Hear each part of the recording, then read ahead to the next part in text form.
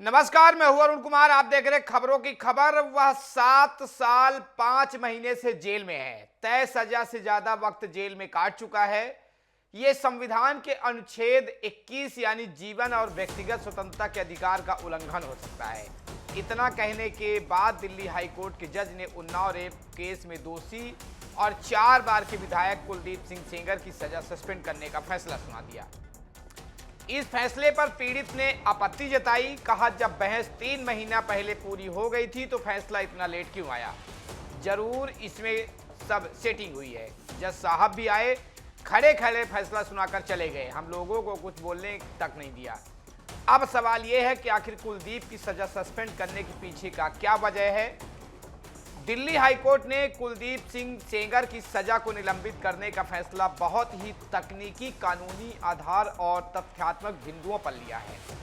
Court ने माना कि निचली अदालत और सीबीआई ने कानून की व्याख्या और सबूतों को समझने में गंभीर चूक की है। इस पूरे मामले में हम बातचीत करेंगे, लेकिन एक ऑडियो पीड़िता का हम आपको सुनाते हैं जो कोर्ट में प्रस्तुत किया गया और बहुत महत्वपूर्ण है आपके लिए। हेलो। हाँ, वो कह रहे हैं कि डॉक्टरी करवा लो तब रिपोर्ट लो आके। क्यों रिपोर्ट नहीं लिखी क्या अभी? नहीं, अभी नहीं लिखी, अभी टाइम लग रहा है। क्या टाइम लग रहा है? तुम तो कह रहे हो टाइप कर रही कंप्यूटर में। हाँ, कंप्यूटर में टाइप ही कर रहे हैं, उसी में टाइम लग रहा है।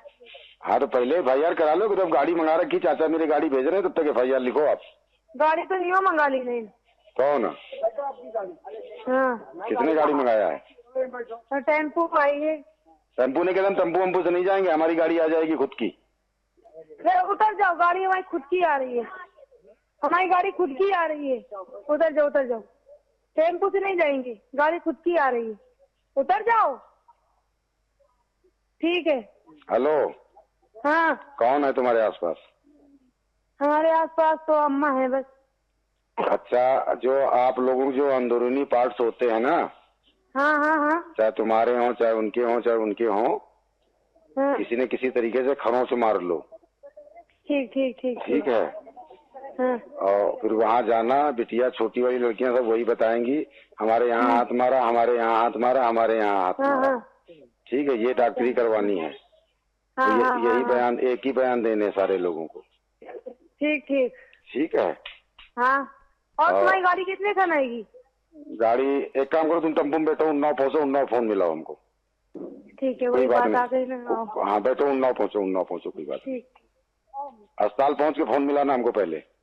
ठीक ठीक। हाँ, मैं भेज रहा हूँ, वहाँ आदमी भेज रहा हूँ। ठीक है। टेम्पो वाले से बात करा दे, कौन सा, मैं इसको समझा देता हूँ। ठीक है ठीक है। टेम्पो ड्राइवर से बात करा दे मेरी। लो भैया जी, आप बात करिए। हेलो। अरे किसकी गाड़ी है? महेश सिंह बोल रहा हूँ। हाँ भैया, 5 है। खुश रहो। किसकी गाड़ी है? तेज बहादुर सिंह सेंगर, उनकी लड़का हरिओम बाबा। अच्छा अच्छा, कैसे हाल चाल हैं? सब दया है आपकी। चलो इनको आराम से अस्पताल लेके पहुंचो, वहाँ सारे लोग आ रहे हैं।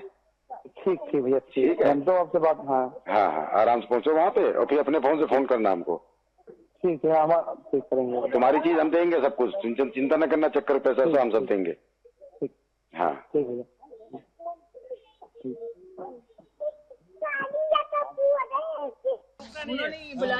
आपकी बात हुई है राहुल जी से, क्या बोला उन्होंने क्या बोला मैम? आपने सुना किस तरीके से पीड़िता और उसके चाचा ने षड्यंत्र रच रहे हैं कि किस तरीके से कहां खरोच मारना है, कैसे हम आरोपी यानी कि पूर्व बीजेपी विधायक को हम फंसा सकते हैं, क्या क्या हम वहां पे तथ्य रखना है, पुलिस थाने में कौन कौन वहां जाएगा, इसकी पूरी बाकायदा सेटिंग की जाती है। हिंदुस्तान में यानी कि देश में BNS की धारा लागू है। आरोपी या अपराधी चाहे कोई भी हो, सबके लिए एक ही सजा है। अगर पीड़िता भी जबरदस्ती यानी किसी को साजिश के तहत फंसाने का काम करती है तो उस पर भी वही सजा का अब हिंदुस्तान में प्रावधान है। लेकिन अब यहां पे देश में चर्चित सबसे जो मामला अभी 24 घंटे में चल रहा है, जिस तरीके से हाई कोर्ट ने पूर्व बीजेपी विधायक 4 बार के विधायक रह चुके हैं, उनके सजा को सस्पेंड कर दिया। इसके बाद से लगातार सोशल मीडिया हो, टीवी चैनल पे लगातार डिबेट चल रही है, लगातार बहस चल रही है। इस पर हम तथ्यात्मक बात हम आप सबके सामने रखेंगे कि किस वजह से सुप्रीम कोर्ट, माफ करिएगा, हाई कोर्ट ने पूरे तथ्यों को जांचा, परखा और इसके बाद सजा को सस्पेंड किया था। अब हम पूरी एक एक स्टोरी वो बताएंगे जहां पे हाई कोर्ट जिन कारणों से जो आरोपी था उसको सजा को बहाल कर दिया है। सबसे पहले जिस समय लड़की ने बताया कि सेंगर ने रेप किया, उस समय वो लगातार फोन पर बात कर रही थी। डीए न्यूज प्लस एक एक सेकंड, एक एक मिनट, एक एक सेकंड की आरोपी और पीड़िता का जजमेंट जो हाई कोर्ट में चला है वो हम आपको लगातार दिखा रहे हैं। जब आरोपी पर लग रहा था कि वो रेप कर रहा था, उस समय पीड़िता खुद फोन से बात कर रही थी। उस समय आरोपी यानी कि सेंगर 14 किलोमीटर दूर यानी कि उन्नाव में था और आरोपी भी लगातार अलग अलग फोन कॉल में व्यस्त था यानी कि बात कर रहा था। ये पूरा सीडीआर में उसकी लोकेशन 7 बजे पीएम से 8:30 बजे पीएम तक लगातार है और उन्नाव और फिर 9:30 बजे कानपुर की पाई गई है। उसके साथ सुरक्षा कर्मी भी थे, जिन सुरक्षा कर्मियों की गवाही भी हाईकोर्ट में हुई है। उत्तर प्रदेश पुलिस से जवान थे, उन्होंने भी कोर्ट में गवाही दी है। जब लड़की ने 21 जून को पहली बार 164 का बयान मजिस्ट्रेट के सामने होता है, अगर कोई भी पीड़िता रहती है उसके साथ छेड़छाड़ या दुष्कर्म जैसी वारदात होती हो तो 164 का बयान जो है प्रमुख होता है मजिस्ट्रेट के सामने करवाना। 164 के बयान दिया गया, उसमें सेंगर का कोई भी जिक्र नहीं था, जबकि बाद में उसने आरोप लगाया कि सेंगर ने 4 जून को रेप किया। बहुत से लोग उन्नाव केस को सिर्फ टीवी डिबेट और सोशल मीडिया से जानते हैं, लेकिन केस के अंदर जो कॉल रिकॉर्ड, लोकेशन, डेटा बयान और कोर्ट ऑब्जर्वेशन है वो बहुत ही अलग तस्वीर दिखाते हैं, बहुत ही अलग कहानी कहते हैं, जिसको डीए न्यूज प्लस ने प्रमुखता से एक एक चीज जिम्मेदारी के साथ दिखा रहा है। मामला था 4 जून 2017 की, ये असली टाइमलाइन है। जिस तरीके से अभियोजन का दावा है, 4/6/2017 को 8 पीएम से 8:30 पीएम के बीच माखी यानी कि गांव जहां घटना हुई थी, लेकिन सीबीआई के कॉल डिटेल रिकॉर्ड यानी कि सीडीआर कुछ और कहते हैं।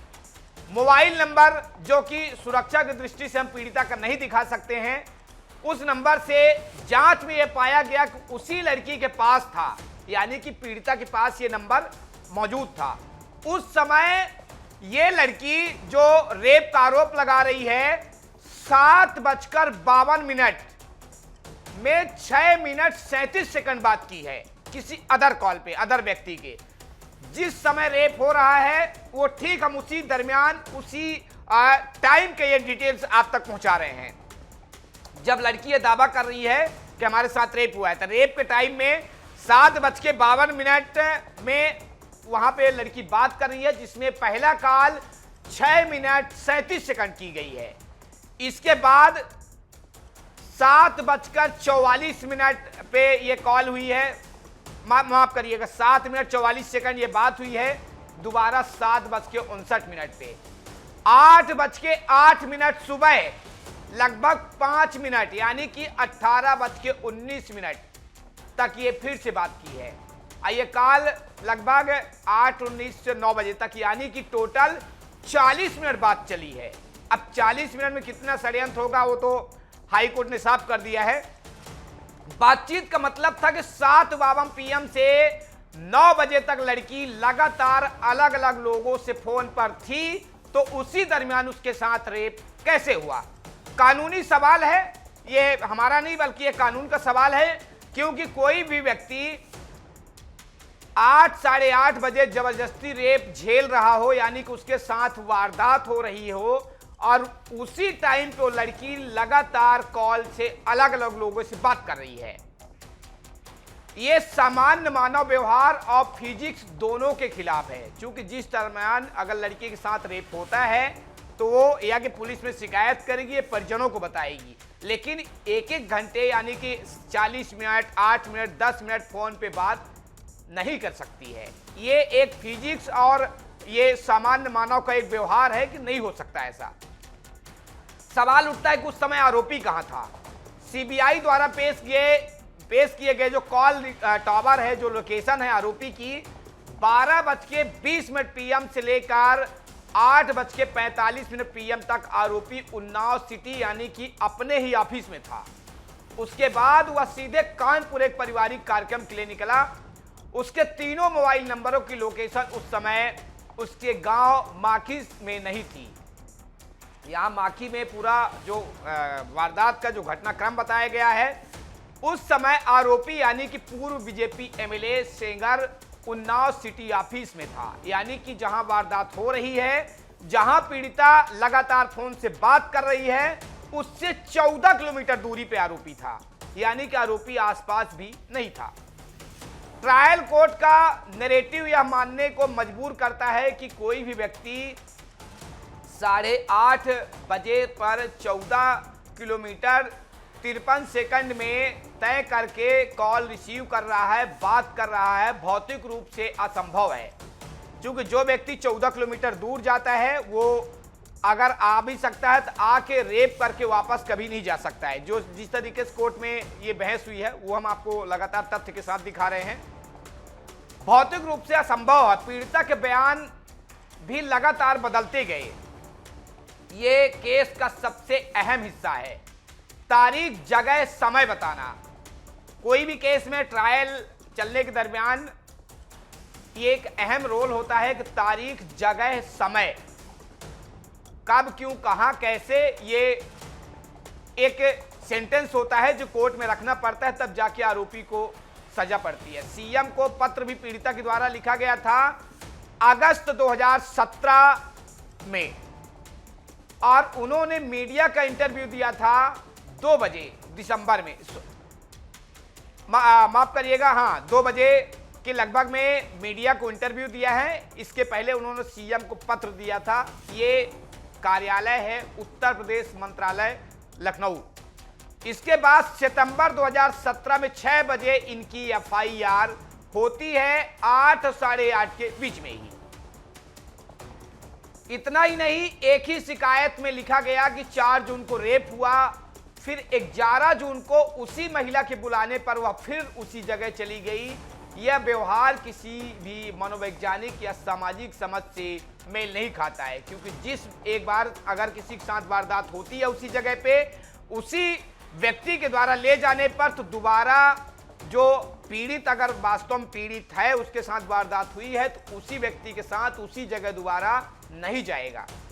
जिस महिला ने लड़की को घर पर लाया था वो भी इस केस से बरी हो चुकी है, यानी कि पूरी तरह से वो इस केस से निकल चुकी है। उसका नाम जो बताया गया है उसका नाम था साक्षी सिंह।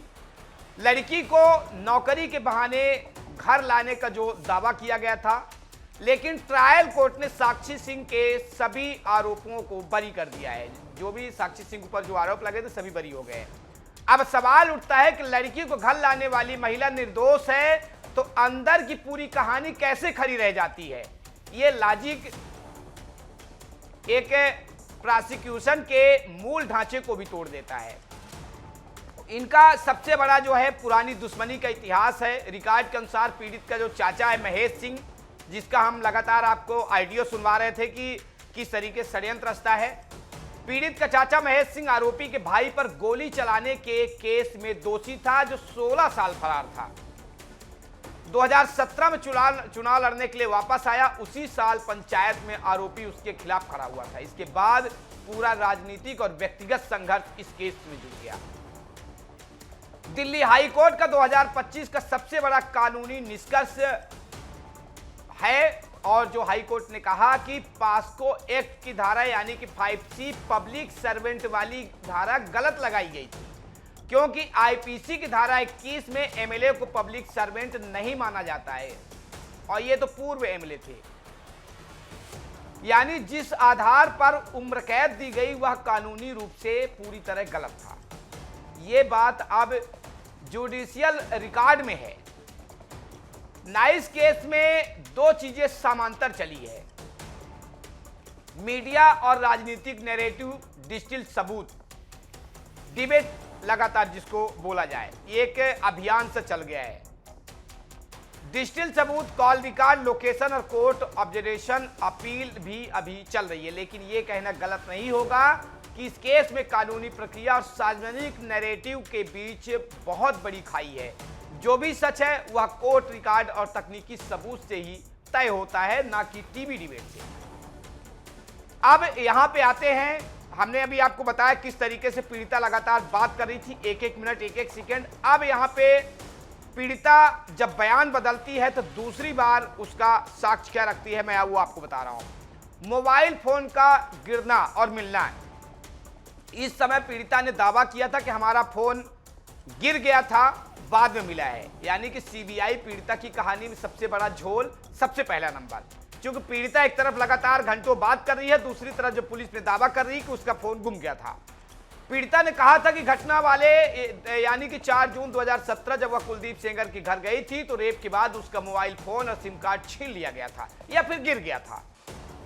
जबकि सीडीआर रिपोर्ट यानी कि कॉल डिटेल्स का सच ये है जो कोर्ट में पेश किए गए हैं, कॉल रिकॉर्डिंग भी है और इनकी कहानी कुछ और ही बयां कर रहे हैं। रिकॉर्ड से पता चला कि जिस सिम फोन को खोया या छीना हुआ बताया गया वह घटना के बाद भी एक्टिव था, उसी नंबर से ये लगातार कॉल किए जा रहे थे। हाई कोर्ट का सवाल ये भी था और कोर्ट ने भी माना कि अगर फोन छीन लिया गया था तो फिर वह एक्टिव कैसे था और इतनी लंबे बात जो है पीड़िता कैसे कर रही थी, और अगर कर रही थी तो उसने तुरंत पुलिस या परिवार को फोन क्यों नहीं किया। ये घटनाक्रम शक पैदा करता है। केस दर्ज कराने में भी देरी, मतलब 3 से 4 महीना जो लगा, क्यों लगा, ये भी बहुत बड़ा कानूनी पेच है। कानून में रेप जैसे मामलों में अगर एफआईआर दर्ज कराने में बहुत देरी होती है तो ठोस कारण बताना होता है, यानी कि वजह क्या है, किस कारण से पीड़िता नहीं पहुंच पाई या जो भी है। यहां सबसे बड़ी ये कमी रही कथित घटना 4 जून 2017 की जो पहली शिकायत पुलिस को दी गई थी, यानी कि लगभग माफ करिएगा अगस्त 17 यानी कि 2 महीने बाद ये पुलिस को शिकायत दी गई थी, जिसमें सेंगर का नाम उस शिकायत में भी बिल्कुल नहीं है। सबसे हैरानी की बात यह थी कि जब पीड़िता ने पहली बार पुलिस में शिकायत की तो उसमें कुलदीप सिंह सेंगर का नामो निशान दूर दूर तक नहीं था उस शिकायत में। शुरुआती शिकायत में आरोप जो लगा था वो शुभम सिंह और नीरज तिवारी एवं अन्य लोगों पर लगाए गए थे। सेंगर का नाम और रेप का आरोप बहुत बाद में यानी कि अगस्त में, यानी कि जून जुलाई अगस्त 3 महीने बाद ये नाम सेंगर का जोड़ा गया था। जबकि हाई कोर्ट का ये तर्क है, कोर्ट ने भी माना कि ये बाद में सोची समझी साजिश हो सकती है। जब इतनी बड़ी घटना हुई तो मुख्य आरोपी का नाम पहली शिकायत में क्यों नहीं था, यह देरी और नाम का बाद में जुड़ना संदेह पैदा करता है। जबकि पीड़िता और आरोपी का घर भी 100 मीटर के अंदर में है और पुराना पारिवारिक अच्छी दोस्ती है, तो ये भी यहाँ पे नहीं बनता कि हम नाम नहीं जानते थे या कुछ भी बहाना। किसी के कहने पर पब्लिक पॉलिटिशियन यानी कि जो पब्लिक सर्वेंट थे ये विधायक रह चुके हैं, तो हो सकता है इसके वजह से इनको फंसाए जाने की साजिश रची गई हो, ये हाई कोर्ट का दावा है। बयानों में बार बार बदलाव जो तीसरा तथ्य हाई कोर्ट में था, पीड़िता ने अलग अलग समय पर अलग अलग बयान दिए जिससे उसकी विश्वसनीयता पर सवाल उठे। कभी वो बोलती रही कि हमारा मोबाइल छीन लिया गया, कभी वो बोलती रही कि हमारा कुछ वजह से हम नहीं आ पाए, जबकि लगातार वो फोन से बात कर रही थी। 7 मिनट 8 मिनट 40 मिनट तक लगातार पीड़िता इस दरमियान बात कर रही थी जिस टाइम वो आरोपी से रेप होने का दावा कर रही है। ये धारा 164 के बयान में दर्ज है मजिस्ट्रेट के सामने। पहले बयान में पीड़िता ने कहा था कि उसे अगवा किया गया था और बेचा गया था, लेकिन उसमें भी सेंगर द्वारा रेप की बात साफ तौर पर नहीं कही गई थी। बाद में उसने अपना बयान बदला और कहा कि सेंगर ने मेरा रेप किया है। मेडिकल हिस्ट्री में भी चुप्पी है।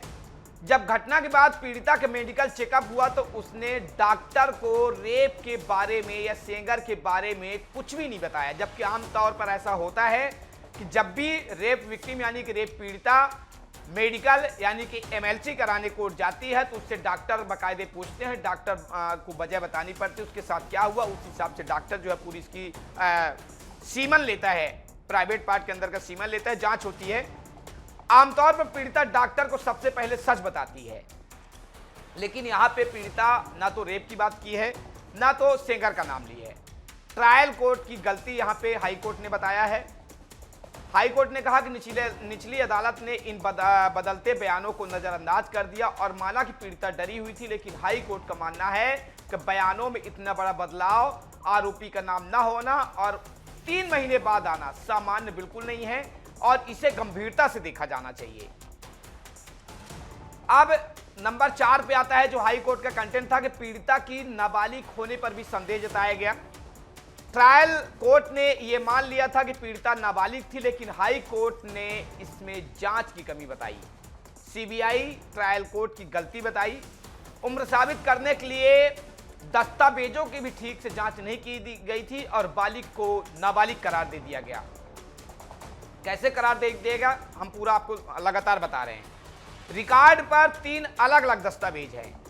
पहला, स्कूल का ट्रांसफर सर्टिफिकेट यानी कि हम जिसको बोलते हैं टीसी। दूसरा है स्कूल का एडमिशन रजिस्टर और तीसरा है मेडिकल ओसिफिकेशन टेस्ट यानी कि हड्डी की जांच। इन तीनों में अलग अलग तिथियां हैं। स्कूल रिकॉर्ड में लिखी जन्मतिथि 2001 को मिटाकर दोबारा लिखा गया था। हर मेडिकल टेस्ट के हिसाब से पीड़िता घटना के वक्त 18 साल से ऊपर यानी कि बालिग थी। एक में तो वह 19 साल के ऊपर थी। ऐसे में अगर वह बालिग साबित होती है तो पूरा पास्को एक्ट ही केस से हट जाएगा, यानी कि हाई कोर्ट ने इसे विचारणीय मुद्दा माना। 5वां नंबर आता है कॉल डिटेल्स यानी कि सीडीआर और लोकेशन की अनदेखी। ट्रायल कोर्ट की यहां पे गलती बताया हाई कोर्ट ने। ट्रायल कोर्ट ने मोबाइल टावर लोकेशन यानी कि सीडीआर के सबूतों को ज्यादा महत्व दिया ही नहीं है, जबकि देश में बीएनएस की धारा लागू है और बीएनएस में हर एक चीज, हर एक तथ्य मायने रखता है। सेंगर के वकीलों ने सबूत पेश किया कि घटना के समय सेंगर की मोबाइल लोकेशन उस जगह यानी कि माखी गांव पर थी ही नहीं, बल्कि वहां से 15 से 16 किलोमीटर दूर उनके ऑफिस या समारोह में थी। पीड़िता ने कहा था कि उनके साथ 8 से 8:30 के बीच रेप हुआ। ऐसे में 30 मिनट में 15 किलोमीटर आकर रेप करना और फिर 15 किलोमीटर जाकर एक मीटिंग अटेंड करना, वो भी सुरक्षा कर्मियों के साथ, कैसे संभव हो सकता है। हाई कोर्ट ने माना कि ट्रायल कोर्ट ने लोकेशन के सबूतों को खारिज करने में जल्दबाजी की। अपील के दौरान इस पर गहराई से सुनवाई की जरूरत है। मेडिकल सबूतों की भी जो है हाई कोर्ट ने कमी बताई है। घटना के काफी समय बाद लड़की ने इसकी जानकारी दी थी। एफआईआर भी काफी समय बाद दर्ज हुई, इसलिए कोई ठोस फॉरेंसिक सबूत यानी कि डीएनए या सीमन नहीं मिला पीड़िता के अंदर से। यह केस पूरी तरह से गवाहों के बयानों पर आधारित था। हाई कोर्ट का जहां तर्क की बात आती है तो हाई कोर्ट का तर्क है कि जब ठोस मेडिकल सबूत नहीं होते और केस सिर्फ बयानों पर चलता है तो गवाहों की विश्वसनीयता की बहुत बारीकी से जांच होनी चाहिए, जो निचली अदालत ने पूरी तरह से नहीं की है। यहां पे बात आई फर्जी ईमेल की। फर्जी ईमेल और सबूत जांच के दौरान एक ईमेल आईडी का भी जिक्र आया कोर्ट में, जो पीड़िता के नाम से बनाई गई थी और जिसमें शिकायत भेजी गई थी, जिसमें जांच में पता चला वह ईमेल आईडी और उसका पासवर्ड किसी और के पास था, यानी कि शायद परिवार या दोस्त, ये जो भी पीड़िता के सगे संबंधी, उनके पास था। ये पीड़िता ईमेल आईडी यूज कर ही नहीं रही थी। सबूत बनाने के लिए यह पूरा खेल जो है रचा जा रहा था। इससे यह शक गहरा गया कि पीड़िता को कोई और गाइड कर रहा है। बात यहां पे आती है पास्को एक्ट और लोक सेवक की। तो लोक सेवक यानी कि पब्लिक सर्वेंट की परिभाषा में गलती और गलत सजा, ये इस पूरे फैसले का सबसे मजबूत आधार है, जिस पर हाई कोर्ट ने सजा को रोक लगाई है। ट्रायल कोर्ट की गलती बताया है हाई कोर्ट ने। सीबीआई की भी गलती गिनाई है। निचली अदालत ने सेंगर को पास्को एक्ट की धारा 5C के तहत दोषी माना। यह धारा तब लगती है जब कोई लोक सेवक रेप करता है, जबकि विधायक लोक सेवक है नहीं, वो पब्लिक सर्वेंट होता है। यहां पे भी कोर्ट की गलती है, सीबीआई की भी गलती है। ट्रायल कोर्ट ने तर्क दिया चूंकि सेंगर एक विधायक थे इसलिए वह पब्लिक सर्वेंट है, इसी आधार पर उन्हें जीवन भर के लिए उम्र कैद की सजा सुना दी गई। हाई कोर्ट सुधार के बारे में भी कहा। हाई कोर्ट ने कहा कि ट्रायल कोर्ट ने कानून को गलत पढ़ा अब यहाँ पे बात आती है निचली अदालत यानी कि जिला न्यायालय। हाई कोर्ट ने निचली अदालत को ही करार दे दिया कि इन्होंने कानून गलत पढ़ा है। भ्रष्टाचार निरोधक कानून में तो विधायक पब्लिक सर्वेंट होता है, लेकिन पॉक्सो एक्ट में पब्लिक सर्वेंट का मतलब अलग है। पॉक्सो एक्ट की धारा 5C के तहत पब्लिक सर्वेंट केवल वे माने जाते हैं जिनके पास अथॉरिटी होती है और जिनके पास नाबालिग की कस्टडी या सुरक्षा की जिम्मेदारी हो, जैसे कि जेलर, पुलिस रिमांड होम का इंचार्ज, शिक्षक या डॉक्टर, ये होते हैं। अब यहाँ पर निष्कर्ष ये निकला कि एक विधायक के पास आम जनता के प्रति जिम्मेदारी होती है, लेकिन किसी विशिष्ट नाबालिग के ऊपर उसका सीधा नियंत्रण या सीधा कस्टडी नहीं होती, इसलिए उस पर धारा 5C जो सबसे सख्त सजा देती है लागू नहीं होनी चाहिए। सजा की अवधि पर अगर बात करें तो 7 साल बनाम उम्र कैद की जो सजा सुनाई गई थी, हाई कोर्ट ने सजा की अवधि को लेकर भी ट्रायल कोर्ट के फैसले में विरोधाभास पाया। कुलदीप सेंगर अप्रैल 2018 से जेल में है। इस आदेश तक उन्होंने लगभग 7 साल 5 महीने जेल में बिता लिए हैं। तकनीकी बिंदु के आधार पर अगर धारा 5C पब्लिक सर्वेंट वाली धारा हटा दी जाए तो उन पर केवल साधारण रेप यानी कि Indian penal code IPC 376 POCSO की धारा 4 का मामला बनता है। दरअसल 2017 में जब अपराध हुआ था उस हिसाब से कानून के मुताबिक साधारण मामलों में पॉक्सो में मामले में न्यूनतम सजा 7 साल थी। ये 2019 के संशोधन में ये सजा बढ़ाकर न्यूनतम 7 साल की गई थी। अब यहाँ पे कोर्ट का तर्क है क्योंकि सेगर पहले ही 7.5 साल जेल काट चुके हैं जो न्यूनतम सजा से ज्यादा है, तो अपील लंबित रहने के दौरान उन्हें जेल में रखना अन्याय होगा। अगर बाद में फैसला उनके पक्ष में आता है तो वह एक्स्ट्रा सजा काट चुके होंगे जिसे वापस नहीं किया जा सकता। और अब इसमें ये एक पक्ष हो गया। अब उन्नाव रेप कांड का हम एक दूसरा पक्ष भी बता रहे हैं जो आपको सोचने पर मजबूर कर देगी। जिस तरीके से सोशल मीडिया में लगातार अभियान चलाया जा रहा है, टीवीओं में डिबेट चलाया जा रहा है ना, मीडिया ट्रायल को लेकर बवाल काटा जा रहा है कि मीडिया ट्रायल की वजह से हो रहा है। ये हमने एक पक्ष रखा है जो आरोपी है पीड़िता का। अब पीड़िता का दूसरा पक्ष आपके सामने रखने जा रहा हूं जो अपने ही परिवार को लपेटे में ले ली है। आरोप, मेरा परिवार षड्यंत्रकारी और लालची है। हम बकायदे आपको टीवी स्क्रीन में FIR भी दिखा रहे हैं जो पीड़िता के द्वारा ही थाने में किया गया है अपने ही चाचा, अपने ही माँ बाप बहन के खिलाफ। FIR यानी कि फर्स्ट इंफॉर्मेशन रिपोर्ट में साफ तौर पर यह है कि मेरा परिवार षड्यंत्रकारी और लालची है। चाचा महेश सिंह अपराधी किस्म के हैं और लालची हैं जो पैसे के लिए कुछ भी कर सकते हैं। वो पीड़िता के पति के जान लेना चाहते हैं, यानी कि जो रेप पीड़िता है, जिस चाचा की अभी हम ऑडियो सुना रहे थे, वो पीड़िता के पति की भी जान लेना चाहते हैं। मेरे चाचा और मेरी मां आशा सिंह और मेरी सगी बहनें मेरे पति की जान लेना चाहती है। यहां पे यही पीड़िता जिस पर लगातार बवाल काटा जा रहा है, सोशल मीडिया पर छाया हुआ है, अब ये पीड़िता का दूसरा पार्ट अपने परिवार के लिए भी है। मेरी मां आशा सिंह का राजनीतिक पहुंच है, वह उन्नाव विधायक से कांग्रेस की प्रत्याशी रही हैं। मेरे चाचा आपराधिक प्रवृत्ति के रसूखदार हैं जिनका आपराधिक इतिहास रहा है। अदालत के आदेश पर सरकार द्वारा जो पैसे मिले थे वह मेरे चाचा और मेरा परिवार मिलकर गबन कर लिया है। ये दूसरी FIR है जो पीड़ित, ये लगातार हम टीवी स्क्रीन में आपको दिखा रहे हैं जो दूसरी FIR की गई है और ये दूसरी तथ्य है। मैं दर की ठोकरें खा रही हूं। ये पीड़िता की बहन मुस्कान पर भी गंभीर आरोप लगा है। पीड़िता की बहन मुस्कान ने पीड़िता के पति पर रेप का आरोप लगाया है, यानी कि जो पीड़िता का पति है इस पर भी रेप का आरोप है। ये पूरा घर और परिवार ऐसे चल रहा है जैसे कहीं ना कहीं रेप इन पर आ ही जा रहा है या रेप का केस चल ही रहा है।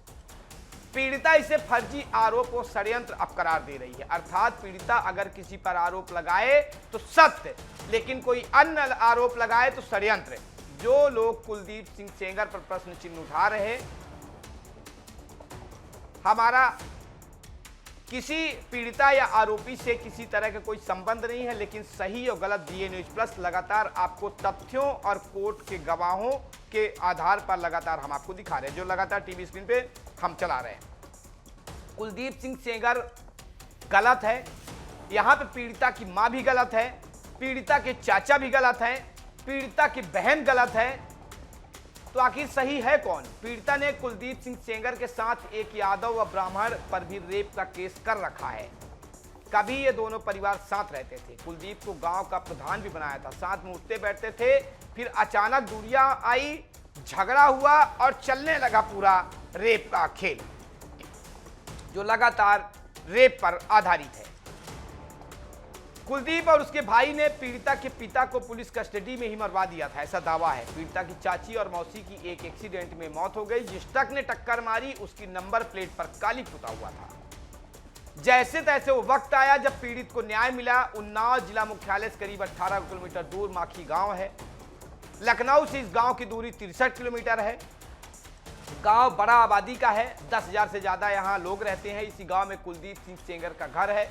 कुलदीप के घर से करीब 100 मीटर की दूरी पर पीड़ित लड़की का भी घर है। आज से 25 साल पहले दोनों ही परिवारों में कोई विवाद नहीं था। पीड़िता के पिता और चाचा अक्सर कुलदीप के घर आते थे। कुलदीप के भाई मनोज उर्फ लंकेश और अतुल का भी पीड़िता घर आना जाना था। साल 2000 से पहले गांव में तय हुआ कि इस बार कुलदीप सिंह को गांव का प्रधान बनाया जाए। सभी एकमत हुए। पीड़ित के पिता और चाचा ने भी कुलदीप के लिए वोट मांगा, लेकिन चुनाव के दौरान ही आपस में बड़ा विवाद हो गया। यहीं पे दोनों परिवारों में मतभेद शुरू हुआ और जो आखिरी में रेप तक पहुंच गया। पीड़ित के चाचा ने कुलदीप के भाई अतुल पर हमला बोल दिया। अतुल की पिटाई हुई। इस मामले में कुलदीप ने पीड़ित के चाचा पर अतुल को जान से मारने का मुकदमा दर्ज करवाया। इस मामले के बाद से दोनों परिवारों में खटास बढ़ने लगे। कुलदीप प्रधानी का चुनाव जीत गया। कुलदीप ने इसके बाद 86 लोगों से मुलाकातें शुरू की। इसका असर यह हुआ कि 2002 में उसे बसपा ने विधानसभा चुनाव का टिकट दे दिया। कुलदीप उन्नाव की सदर सीट से चुनाव जीतकर विधायक भी बन गया। यहां से उसका रसूख भी बढ़ने लगा। 2005 में उसने अपने रसूख का इस्तेमाल करके छोटे भाई मनोज सिंह उर्फ लंकेश को मियागंज का ब्लॉक प्रमुख भी बनवा दिया, ये दावा है। 2007 में उसने सपा ज्वाइन कर ली। बांगरमऊ से फिर से विधायक बना। 2012 में भगवंत नगर की सीट से विधायक बना। पिछले 15 सालों में स्थिति एकदम अब पलट चुकी थी। कुलदीप प्रदेश के बड़े नेताओं में गिना जाने लगा। दूसरी तरफ पीड़ित परिवार का आर्थिक रूप से कमजोर होता चला गया। पीड़िता के चाचा दिल्ली में रहते हैं, वहीं उनका अपना खुद का बिजनेस है। गांव आते हैं तो अब कुलदीप का अलग लेवल नजर आता है। दोनों परिवारों के बीच पहले से ही विवाद था। बीच में विवाद फिर से हुआ। इस बार कुलदीप के भाइयों ने पीड़ित के पिता को पीट दिया। 4 जून 2017 की बात है। पीड़ित लड़की कुलदीप के घर गई थी, साथ में परिवार की एक और लड़की थी। दोनों कुलदीप के घर पहुंचे तो वहां लड़की कहीं चली गई। पीड़ित कहती है, सेंगर ने मेरा हाथ खींचा, मैंने विरोध किया तो धमकी दी और चुप रहो नहीं तो पूरे परिवार को मरवा दूंगा। इसके बाद मैं डर गई, इसने मेरे साथ रेप किया। मैं घर आई लेकिन किसी को कुछ नहीं बताया। यहां से पूरी कहानी शुरू होती है रेप की। हमने आपको पूरे एपिसोड में दिखाया किस तरीके से आरोपी जो पूर्व विधायक है और पीड़िता, एक पारिवारिक दोस्ती का माहौल था। चुनाव हुआ, चुनाव में विवाद शुरू हुआ और विवाद में ऐसा हुआ कि लगातार रेप तक पूरा मामला पहुंच गया। और अब इस पूरे मामले को लेकर हाई कोर्ट ने सजा को सस्पेंड कर दिया है। देश में बीएनएस की धारा लागू है। बीएनएस की धारा में ऑडियो, वीडियो या हर तरह के सबूत कोर्ट मानती है। जो सारे सबूत कोर्ट में पेश किए गए और उसी आधार पर सजा सुनाया गया है। सजा यह है कि जिसको अजन्म कारावास की सजा थी उनको अब बहाल कर दिया गया है। अब इस मामले को लेकर पीड़िता राहुल गांधी के पास पहुंचती है। राहुल गांधी इस न्याय की मांग करती है। इस पूरे मामले को सोशल मीडिया में उछाला जाता है। सोशल मीडिया में एक बहार सी आ गई कि रेप का आरोपी बच गया, दुष्कर्मी बच गया, कई तरह की बातें होने लगी। लेकिन सबसे बड़ा इसमें सबूत और एविडेंस कोर्ट मानती है। सबूत और एविडेंस के माध्यम से जो जिस पर आरोप लगे थे वो बहाल हो चुके हैं, बाहर हो चुके हैं। हालांकि इस पूरे मामले को लेकर पीड़िता के पिता की मौत के मामले में आरोपी अभी भी जेल में रहेगा।